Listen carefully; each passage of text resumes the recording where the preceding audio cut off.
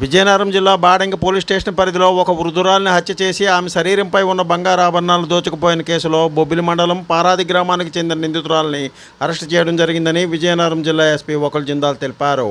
బొబ్బిలి మండలంలో పారాది గ్రామానికి చెందిన నిందితురాలు కలిశెట్టి లలిత 25 సంవత్సరాలను అరెస్ట్ చేసి ఆమె దోచుకున్న 14.5 తులాల బంగారు ఆభరణాలను స్వాధీనం చేసుకోవడం జరిగిందని ఎస్పీ తెలిపారు. ఈ మేరకు ఆమెను రిమాండ్కు తరలించామని జిల్లా ఎస్పీ చెప్పారు. స్ఫూర్తి న్యూస్ ప్రకాష్, విజయనగరం. తీసుకువెళ్ళడం జరిగింది. దాని మీద మర్డర్ కేసు నమోదు చేసి దాని మీద ఇన్వెస్టిగేషన్ టేకప్ చేయడం జరిగింది. సో ఈ కేసులో కలిశెట్టి లలిత కుమారి అనే ముద్దాయిని నిన్న అరెస్ట్ చేయడం జరిగింది. ఆమెను అరెస్ట్ చేసి ఆమె దగ్గర నుంచి 14.5 తులా గోల్డ్ రికవర్ చేయడం జరిగింది. 14.5 తులా గోల్డ్ వర్త్ అబౌట్ 2,85,000.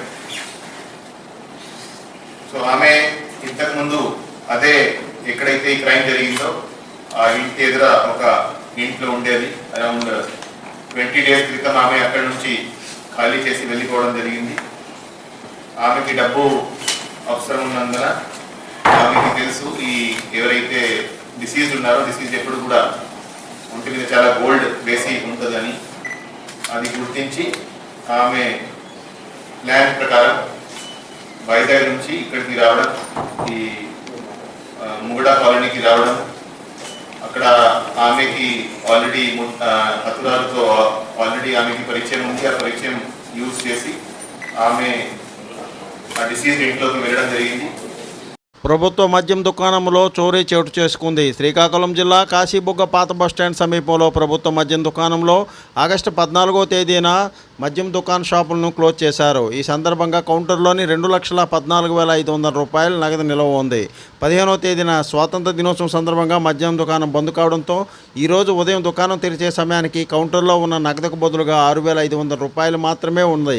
ప్రభుత్వ మద్యం దుకాణం వెనుక భాగం నుంచి తాళాలు పగలగొట్టి దుండగులు చొరబడి కేవలం 2,08,000 రూపాయలు చోరీ చేసి మిగిలిన మొత్తాన్ని విధులు వెళ్లారని బాధితులు తెలిపారు. ఈ మేరకు పోలీసులు కేసు నమోదు చేసి దర్యాప్తు చేస్తున్నారు.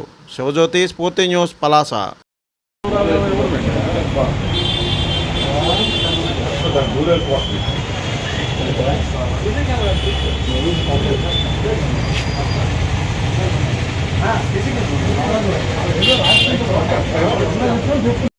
ప్రస్తుత రోజుల్లో 5 రూపాయలకు పెన్ను కూడా రాని పరిస్థితిలో ముఖ్యమంత్రి చంద్రబాబు నాయుడు 5 రూపాయలకి అన్నం పెడుతున్నారని శ్రీకాకుళం జిల్లా పలాస ఎమ్మెల్యే గౌతి శిరీష అన్నారు.